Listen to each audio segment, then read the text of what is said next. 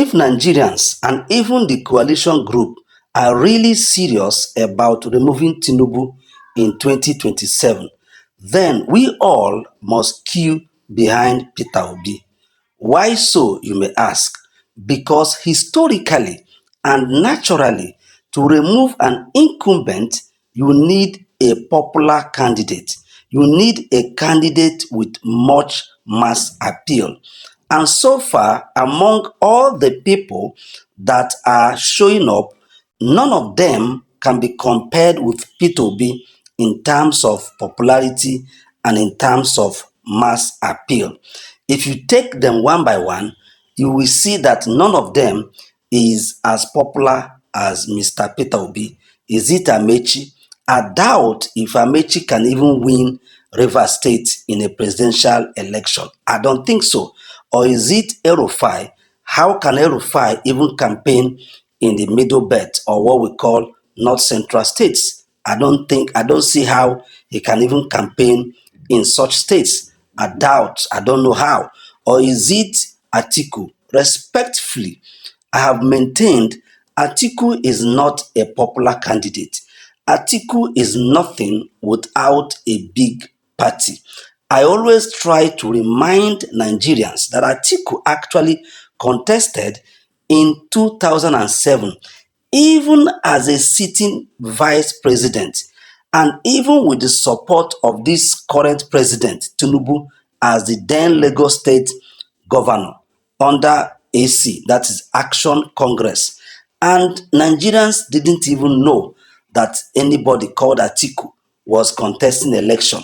The race then was between Yaradua and Muhammadu Buhari. So, in terms of popularity, without disrespecting anybody, but stating fact the way it is, none of them can be compared with Peter Obi in terms of popularity and in terms of mass appeal.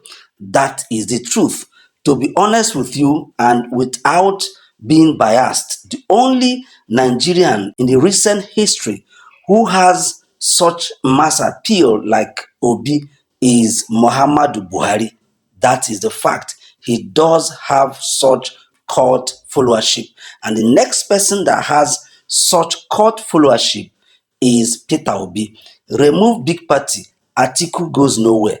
That is the truth. And none of all the other candidates have such mass appeal. They don't have such cult followership. And to defeat an incumbent, you need a candidate with a cult followership. You need a candidate with a base that are following him without getting anything from him. And that candidate for now is Peter Obi. I would like to remind you that Atiku Abubakar even lost his own polling unit in the 2019 election. He lost to Buhari in his own polling unit. Let me be honest with you. The force behind Atiku in the 2019 election was the structure of PDP and Peter Obi. That is the truth. So why do countries always queue behind the most popular candidate for them to defeat the incumbent? The answer is very simple. Number one, to motivate the electorate to participate. So if you don't have such a candidate, what you see is that many people may not even come out. So why they normally choose a candidate, that is a popular one to face the incumbent president is because they will need a candidate that will motivate the masses, a candidate that has mass appeal, that will even make the populace or the entire country to come out and participate. And the truth is that Peter Obi is the only candidate that has such appeal. Remember in 2022 and 2023, Peter Obi motivated the youths that we had a record turnout of voter registration. People in tens of millions came out to do voter registration. There was a campaign and people came out. because of Peter Obi. So you can see that he has such appeal, mass appeal, to motivate people to be part of the process. So, and that is why they normally choose the most popular candidate. The second reason is they will normally have to use a person that is sellable, that is a candidate that is sellable, a candidate that can be easily sold to the people. And that is why they normally choose such a popular candidate. And the truth is, one candidate that we can sell to any part of Nigeria is Mr. Peter Obi. So they also choose such a popular candidate because such a candidate already has a base. Yes, they normally look for a candidate that is popular because there's already a base, and so that they will now begin to use their structure to support that base. And the truth is, the only candidate that already has a base without a political party is Peter Obi.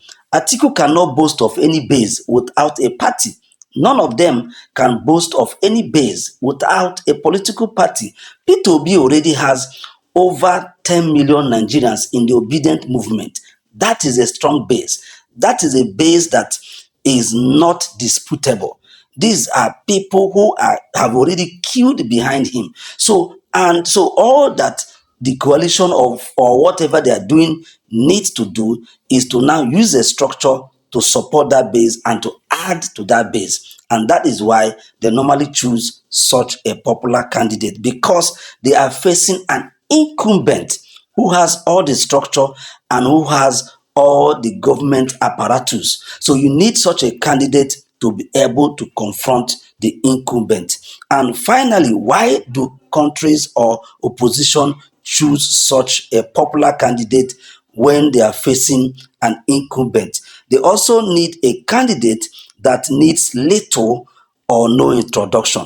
Now, imagine picking somebody like Amechi. You have to now begin to sell him again, begin to introduce him to Nigerians. But a person like Peter Obi doesn't need an introduction. Peter Obi is already a household name.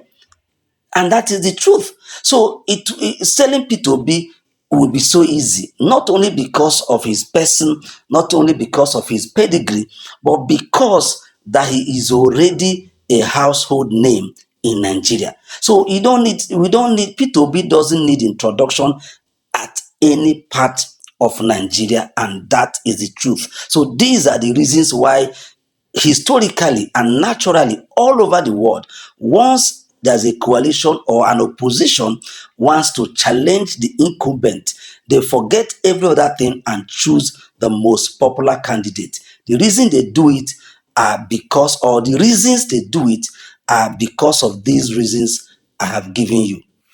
So the next thing I will share with you is, okay, where have these things been done? Which countries have been able to practice these things that I'm saying?